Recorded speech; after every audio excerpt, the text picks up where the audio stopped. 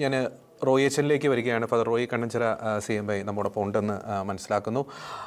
അച്ഛാ, ഒരു തീരാ നഷ്ടം തന്നെ. നമുക്കറിയാം, ഒരു സാഹിത്യകാരൻ എന്ന നിലയിൽ, മാധ്യമ മേഖലയിൽ പ്രവർത്തിച്ചിരുന്ന ഒരു വ്യക്തി എന്ന നിലയിൽ, ഒപ്പം തന്നെ ഗാനരചയിതാവ് എന്ന നിലയിൽ കേരള സഭയ്ക്ക് തന്നെ ഒരു തീരാ നഷ്ടം തന്നെയല്ലേ മൈക്കിൾ പനച്ചിക്കൽ അച്ഛൻ്റെ ഈ ഒരു വിയോഗം?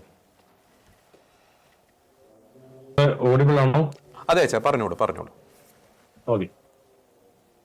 മൈക്കിൾ പനച്ചിക്കൽ അച്ഛൻ നഷ്ടമല്ല, ലാഭമാണ് എന്നാണ് എനിക്ക് പറയാനുള്ളത്. നമ്മളിങ്ങനെ അപൂർവ വ്യക്തിത്വങ്ങൾ, അനുഗ്രഹം ലഭിച്ച, വരം ലഭിച്ച വ്യക്തിത്വങ്ങൾ ഈ ലോകത്തോട് യാത്ര പറയുമ്പോൾ നമ്മൾ നികത്താനാവാത്ത വിടവ്, കനത്ത നഷ്ടം തുടങ്ങിയ പദങ്ങളാൽ ആ ഒരു അനുഭവത്തെ വ്യാഖ്യാനിക്കാനാണ്, വിശദീകരിക്കാനാണ് നമ്മൾ ആഗ്രഹിക്കുന്നത്. പക്ഷേ പനച്ചിക്കൽ അച്ഛൻ യഥാർത്ഥത്തിൽ നമ്മുടെ സഭയ്ക്ക് ലഭിച്ച ഏറ്റവും വലിയ ലാഭമായിരുന്നു എന്ന് ഞാൻ വിചാരിക്കുകയാണ്. അദ്ദേഹം നഷ്ടമല്ല, അദ്ദേഹം മഹാലാഭമായിരുന്നു.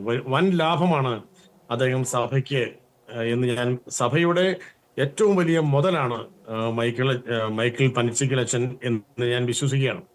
കാരണം ഇന്ന് നമ്മുടെ കത്തോലിക്ക സഭ കഴിഞ്ഞ ഒരു 50 വർഷക്കാലം പരിശുദ്ധാത്മാവിലേക്ക് ഹൃദയങ്ങൾ ഉണർത്തിയത്, ദിവികാരുണ്യത്തിലേക്ക് ഹൃദയങ്ങൾ ഉണർത്തിയത്, വിശുദ്ധ കുർബാനയിലൂടെയുള്ള ദൈവാനുഭവം സ്വന്തമാക്കിയത്, ഇതിനെല്ലാം ഒരു നിർണായക ഘടകം പ്രിയപ്പെട്ട മൈക്കിളച്ചന്റെ രചനയിലൂടെ സംഭവിച്ച പാട്ടുകളിലൂടെയാണ് എന്ന് നമ്മൾ മനസ്സിലാക്കുകയാണ്. അതുകൊണ്ട് തന്നെ മൈക്കിളച്ചൻ, നമുക്കറിയാം, തമ്പുരാന്റെ പരിപാലനയിൽ നമുക്ക് ഈ ലോകത്ത് ജീവിക്കാനായിട്ട് ഒരു നിശ്ചിത കാലമാണ് തമ്പുരാൻ നമുക്ക് നൽകിയിരിക്കുന്നത്. അതിനെപ്പറ്റി മൈക്കിളച്ചൻ വളരെ അവെയറായിരുന്നു, വളരെ ബോധവാനായിരുന്നു.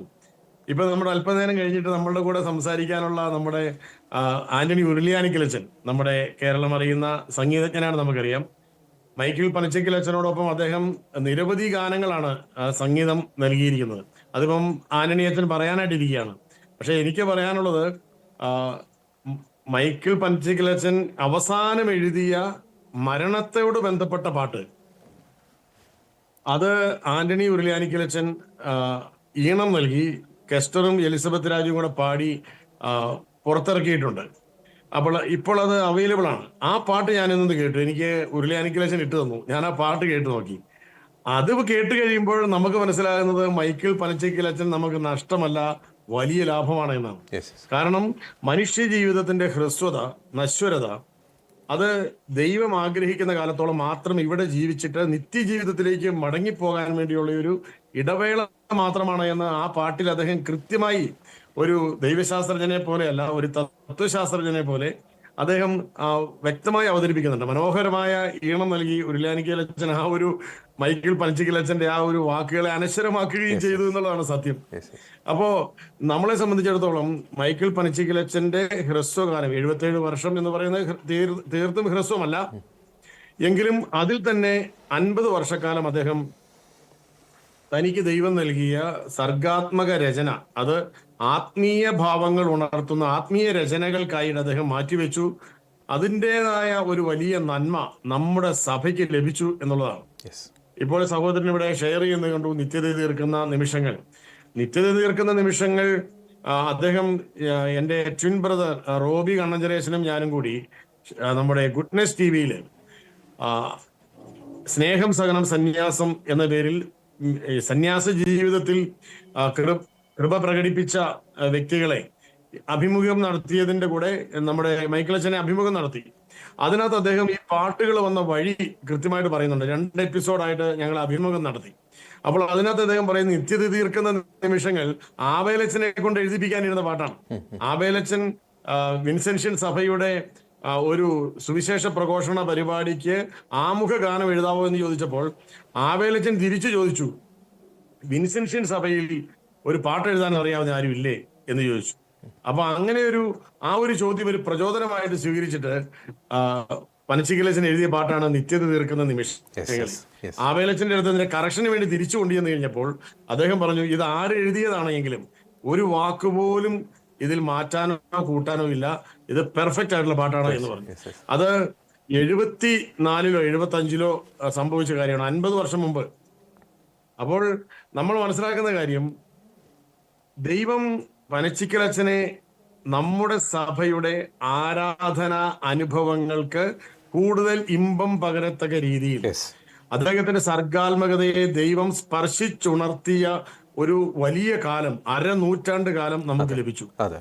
ഇന്നിപ്പോ ഇന്ന് ഈ ദിവസങ്ങളിൽ പുറത്തിറങ്ങിയിരിക്കുന്ന അദ്ദേഹത്തിന്റെ അവസാന ഗാനത്തിൽ അദ്ദേഹം പറയുകയാണ്, നിശ്ചയിച്ചിട്ടുണ്ട് ദൈവം നിശ്ചിത കാലം ഈ ലോകത്തിൽ ജീവിക്കാൻ മനുഷ്യന് വേണ്ടി മാറ്റിവെച്ചിട്ടുണ്ട്. അതൊരു സന്യാസിയുടെ, ഒരു കത്തോലിക്ക സന്യാസിയുടെ, നമ്മുടെ വിൻസെൻഷ്യൻ സഭയിലൂടെ വളർന്നു വന്ന കത്തോലിക്ക സന്യാസിയുടെ ആത്മീയ ഭാവമാണ്, ബോധ്യമാണ്. അതുകൊണ്ട് തന്നെ മൈക്കിൾ പനച്ചിക്കലച്ചൻ നമുക്കൊരു നഷ്ടമല്ല. തീർച്ചയായും മാനുഷികമായ ഭാഷയിൽ പറയുമ്പോൾ അദ്ദേഹത്തിന്റെ ഈ ഒരു വിയോഗം നമ്മളെ വേദനിപ്പിക്കുന്നുണ്ട്. തീർച്ചയായിട്ടും ഞങ്ങൾ വളരെയേറെ അടുത്ത് ഇടപഴകിയിട്ടുണ്ട്. എനിക്ക് മറ്റൊരു ചിന്ത കൂടി പങ്കുവെച്ചുകൊണ്ട് ഞാൻ അവസാനിപ്പിച്ചോളാം. കാരണം പലരും അഭിപ്രായങ്ങൾ പറയാനുണ്ട്. കന്മഴ പെയ്യും മുമ്പേ എന്ന പേരിൽ അദ്ദേഹം തിരക്കഥയും സംവിധാനവും നിർവഹിച്ച ഒരു സിനിമ അദ്ദേഹം 2008-09 കാലത്ത് പുറത്തിറക്കിയതായിട്ട് എനിക്കറിയാം. ആ സിനിമയുടെ ഒരു വിതരണം, പ്രചാരണം ഈ കാര്യങ്ങൾക്ക് വേണ്ടി അദ്ദേഹം ദീപിക പത്രത്തിലൂടെ അതിന് പ്രചരണം കൊടുക്കണമെന്ന് ആവശ്യപ്പെടുകയും ഞാൻ ആ സിനിമയെ പറ്റി ദീപിക പത്രത്തിൽ എൻ്റെ പേജിൽ കൊച്ചേട്ടന്റെ കത്ത് എന്ന എൻ്റെ പങ്ക്തിയിൽ ഞാൻ എഴുതുകയും ചെയ്തു. കുട്ടികൾക്ക് വേണ്ടി സ്കൂളുകളിൽ അത് വായിപ്പിക്കുകയും സ്കൂളുകളിൽ നിന്ന് കുട്ടികളെ കൊണ്ടുപോയി കാണിപ്പിക്കുകയൊക്കെ ചെയ്തു. അപ്പം ഞാനതിൽ നിന്ന് മനസ്സിലാക്കിയ ഒരു കാര്യം, ആ സിനിമ സാമ്പത്തികമായ ഒരു വിജയമായില്ല എന്നാണ് ഞാൻ മനസ്സിലാക്കുന്നത്. അത് സാമ്പത്തികമായി വിജയമാവുകയില്ല എന്ന് അദ്ദേഹത്തിന് അറിയാമായിരുന്നു. കാരണം ആ സിനിമയിൽ സാധാരണക്കാരായ പ്രേക്ഷകർക്ക് എളുപ്പം ഓടിച്ചെന്ന് കാണാൻ പറ്റുന്ന രീതിയിലുള്ള കാര്യങ്ങളൊന്നും ഉണ്ടായിരുന്നില്ല. പകരം ക്രൈസ്തവ മൂല്യങ്ങളിൽ അധിഷ്ഠിതമായ ഒരു കഥാ പശ്ചാത്തലം സൃഷ്ടിക്കുകയും അതിനനുസരിച്ചുള്ള കഥാപാത്രങ്ങളെ വികസിപ്പിക്കുകയും ആ മൂല്യങ്ങളിലൂടെ കഥയെ വിടർത്തിയെടുത്ത് ക്രൈസ്തവമായ കാഴ്ചപ്പാടിൽ തന്നെ അവസാനിപ്പിക്കുകയും ചെയ്ത, പ്രത്യാശയുടെ കാഴ്ചപ്പാടിൽ അവസാനിപ്പിക്കുകയും ചെയ്ത ഒരു നല്ല കഥയാണ്, നല്ല സിനിമയുമാണ് കന്മഴ പെയ്യും മുമ്പേ. അദ്ദേഹം എന്നോട് പറഞ്ഞത്, നമ്മൾ ഇങ്ങനെ ഒരു റിസ്ക് എടുത്തു കഴിഞ്ഞാൽ നമ്മളെ ആരും പിന്തുണയ്ക്കാനുണ്ടാവില്ല എന്നാണ്. അങ്ങനെ പിന്തുണയ്ക്കാനുണ്ടാവില്ല എന്ന് അറിഞ്ഞിട്ടും ഈ റിസ്ക് എടുത്തത് എന്തിനാണ് എന്ന് ഞാൻ അദ്ദേഹത്തോട് ചോദിച്ചപ്പോൾ അദ്ദേഹം പറഞ്ഞു, അതാണ് കത്തോലിക്ക സഭയിലെ ഒരു മാധ്യമ പ്രേക്ഷിതന്റെ യഥാർത്ഥ നിയോഗം അതാണ്. അതായത് ലോകത്തെ സൂചിപ്പിക്കലല്ല, ലോകത്തെ ആത്മീയമായി നിറയ്ക്കുക, അതിനുവേണ്ടി നിരന്തരം പോരാടിക്കൊണ്ടിരിക്കുക. അത്തരത്തിൽ അദ്ദേഹം ഒരു മാധ്യമ പോരാളിയായിരുന്നു. അദ്ദേഹം ഒരു മാധ്യമ പ്രേക്ഷിതനായിരുന്നു. ഒരു മാധ്യമ രക്തസാക്ഷിത്വത്തിലേക്ക് അദ്ദേഹത്തിന്റെ നിമിഷങ്ങൾ കടന്നു വന്ന അനുഭവങ്ങൾ എനിക്ക് വ്യക്തിപരമായിട്ട് അറിയാം. അതുകൊണ്ട് പറയാണ്, അദ്ദേഹം ഒരു മാധ്യമ രക്തസാക്ഷിത്വത്തിലേക്ക് വന്ന നിമിഷങ്ങളുണ്ട്. അദ്ദേഹം ഇത്തരത്തിലുള്ള വ്യത്യസ്തമായ സർഗാത്മക പ്രവർത്തികൾ ചെയ്ത സമയത്ത് അദ്ദേഹം പലപ്പോഴും അതിന്റെ ഭാരം ചുമന്ന് ക്ഷീണിച്ചിട്ടുണ്ട്. അദ്ദേഹത്തെ സഹായിക്കാൻ അദ്ദേഹത്തിന്റെ സഭയും നിരവധി സഹോദരങ്ങളും കൂടെ ഉണ്ടായിരുന്നു എന്നുള്ളത് സത്യം തന്നെയാണ്. അത് അഭിമാനകരമായ കാര്യവുമാണ്. അതേസമയം തന്നെ അതിന്റെ വലിയ ഭാരം അദ്ദേഹം ചുമന്ന് ക്ഷീണിച്ചതിന്റെ അനുഭവങ്ങൾ എനിക്ക് പങ്കുവയ്ക്കാറുണ്ട്. അപ്പോൾ ഞാൻ പറഞ്ഞു വന്നത്, എന്നിട്ടും അതാണ് പോയിന്റ്, എന്നിട്ടും അദ്ദേഹം അത് തുടർന്നു. അവിടെയാണ് അതൊരു പ്രവാചകന് സാധിക്കുന്ന കാര്യമാണ്. ഇന്ന് അദ്ദേഹത്തിന്റെ മരണശേഷം നമ്മൾ അദ്ദേഹത്തിന്റെ രചനകളെ പറ്റി, അദ്ദേഹത്തിന്റെ നോവലുകളെ പറ്റി, അദ്ദേഹത്തിന്റെ നാടകങ്ങളെ പറ്റി നമ്മളിങ്ങനെ ആവേശത്തോടു കൂടി സംസാരിക്കുകയാണ്. അദ്ദേഹം ഒരിക്കലും മരിച്ചിട്ടില്ല എന്നുള്ളതാണ് അതിന്റെ അർത്ഥം. കാരണം അദ്ദേഹത്തിന്റെ രചനകളിലൂടെ, ഗാനങ്ങളിലൂടെ അദ്ദേഹം മലയാളി ക്രൈസ്തവരുള്ളിടത്തോളം കാലം ഉള്ള ഇടങ്ങളിലെല്ലാം അദ്ദേഹം നിത്യമായി ജീവിക്കും എന്നുള്ളതിന് യാതൊരു സംശയമില്ല. കാരണം മൈക്കിൾ പനച്ചിക്കലച്ചൻ എഴുതിയ പാട്ടുകൾ, ഞങ്ങളുടെ ആ ഇന്റർവ്യൂവിൽ അദ്ദേഹം പാട്ട് എഴുതുന്ന വഴികളെ പറ്റി, പാട്ട് വരുന്ന വഴികളെ പറ്റി അദ്ദേഹം പറഞ്ഞിരുന്നു. ഉരുളിയാനിക്കലച്ചൻ ഈണം കൊടുത്ത നിരവധി ഗാനങ്ങൾ, അത് ഉരുളിയാനിക്കലച്ചൻ മാത്രമല്ല മറ്റു നിരവധി സംഗീതജ്ഞരും ഗായകരും ഒക്കെ ചേർന്ന് രൂപപ്പെടുത്തിയ മൈക്കിൾ പനച്ചിക്കലച്ചന്റെ ആ സംഗീത ലോകം അത് തികച്ചും ആത്മീയമായിരുന്നു. അത് ദൈവത്തിൽ മാത്രം ആശ്രയിച്ച് രൂപപ്പെടുത്തിയ ഒരു ആത്മീയ ലോകമായിരുന്നു. അതുകൊണ്ട് തന്നെ മൈക്കിൾ പനച്ചിക്കലച്ചൻ നമുക്കൊരു വലിയ നിധിയാണ്. അദ്ദേഹത്തിന്റെ നിക്ഷേപങ്ങൾ അദ്ദേഹം നമുക്കായി ഇവിടെ അർപ്പിച്ചിട്ടാണ് പോയിരിക്കുന്നത്. നമുക്ക് അദ്ദേഹത്തെ വായിക്കാം, നമുക്ക് അദ്ദേഹത്തെ കേൾക്കാം. നമ്മളിങ്ങനെ ഈ ചരമ സന്ദേശം പറയുമ്പോൾ മാത്രം ശ്രദ്ധിക്കുന്ന ഈ ഒരു പേരായിട്ട് മൈക്കിൾ പനച്ചിക്കലച്ചൻ നമ്മുടെ മനസ്സുകളിൽ മരിച്ചു പോകാതിരിക്കട്ടെ എന്നതാണ് എന്റെ പ്രാർത്ഥന. അദ്ദേഹം ഒരു യഥാർത്ഥ മാധ്യമ പ്രേക്ഷിതനായിരുന്നു.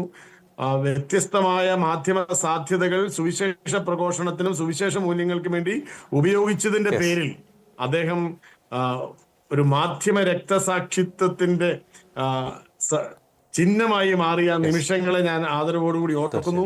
ഒപ്പം അദ്ദേഹത്തിന്റെ സർഗാത്മകമായ ആത്മീയ സ്പിരിച്വൽ ക്രിയേറ്റിവിറ്റിയിൽ, ആത്മീയ സർഗഭാവനകളിൽ വിടർന്ന ഗാനങ്ങൾ, ധ്യാന മനനങ്ങൾ, വിചിന്തനങ്ങൾ, അതെല്ലാം അദ്ദേഹം നമുക്ക് നൽകിയ വലിയ നിധികളാണ്. അതുകൊണ്ട് തന്നെ നമുക്ക് അദ്ദേഹം ഒരു നഷ്ടമല്ല. മൈക്കിൾ പനച്ചിക്കലച്ചന്റെ വിയോഗം നമുക്ക് ദൈവം തന്ന വലിയൊരു നേട്ടമാണ്, വലിയൊരു ലാഭമാണ്. അത് ഓരോരുത്തരും അതിന്റെ അളവ് അനുഭവിച്ചറിയുമ്പോഴാണ് ഞാൻ ഈ പറഞ്ഞ മൈക്കിൾ പനച്ചിക്കലച്ചന്റെ വിയോഗം ഒരു ലാഭമാണ് നമുക്ക് എന്ന് നമുക്ക് മനസ്സിലാക്കാൻ കഴിയുന്നു. അതുകൊണ്ട് ഇതുപോലെയുള്ള മഹത് വ്യക്തികളോടൊപ്പം നമുക്കും യാത്ര ചെയ്യാൻ കഴിഞ്ഞു എന്നുള്ളത് വലിയൊരു അനുഗ്രഹദായകമായ കാര്യം തന്നെയാണ്. എന്റെയും പാട്ടെഴുത്തുകളിൽ അദ്ദേഹത്തിന് വലിയ സന്തോഷമുണ്ടായിരുന്നു. വളരെയേറെ പ്രചോദിപ്പിച്ചിട്ടുണ്ട്, വളരെയേറെ പ്രോത്സാഹിപ്പിച്ചിട്ടുണ്ട്, അഭിപ്രായങ്ങൾ പറഞ്ഞു തന്നിട്ടുണ്ട്. അതുകൊണ്ട് ഒരു ഗുരു കൂടിയാണ്, ഗുരുതുല്യനായ ഒരു വ്യക്തിയുടെ നഷ്ടമാണ്. അതും നമുക്ക് വളരാനായിട്ടുള്ള വലിയ മുതൽക്കൂട്ടാണ്. തീർച്ചയായും സഭ മൈക്കിൾ പനച്ചിക്കലച്ചന്റെ ഹൃദയ സ്പന്ദനങ്ങളെ ഇനി ഗാനങ്ങളായും വിചിന്തനങ്ങളായും ധ്യാന മനനങ്ങളായും ഏറ്റെടുക്കട്ടെ. ആ വഴിയെ കൂടുതൽ ഈശോയിലേക്ക് നടന്നെടുക്കട്ടെ എന്ന് ഞാൻ സ്നേഹത്തോടെ പ്രാർത്ഥിക്കുന്നു. അദ്ദേഹത്തിന്റെ ആത്മാവിന് നിത്യശാന്തി നേരുന്നു. വളരെ നന്ദി റോയി അച്ഛ. ഒരു ഘട്ടത്തിൽ വളരെ വിശദമായിട്ട് തന്നെ അച്ഛനെക്കുറിച്ച് ഹൃദയസ്പർശിയായിട്ടുള്ള വാക്കുകളിലൂടെ സ്മരിച്ചതിന്, പ്രത്യേകിച്ച് റോയിച്ചൻ സൂചിപ്പിച്ചതുപോലെ മൈക്കിൾ പനച്ചിക്കൽ അച്ഛൻ ഒരു പ്രവാചകനായിരുന്നു, ഒരു പ്രേക്ഷിതനായിരുന്നു. ഒപ്പം തന്നെ അച്ഛൻ തിരുസഭയ്ക്ക് ഒരു ലാഭം തന്നെയായിരുന്നു. അച്ഛൻ്റെ മരിക്കാത്ത ഓർമ്മകൾ ഇനി ഗാനങ്ങളിലൂടെ അദ്ദേഹത്തിന്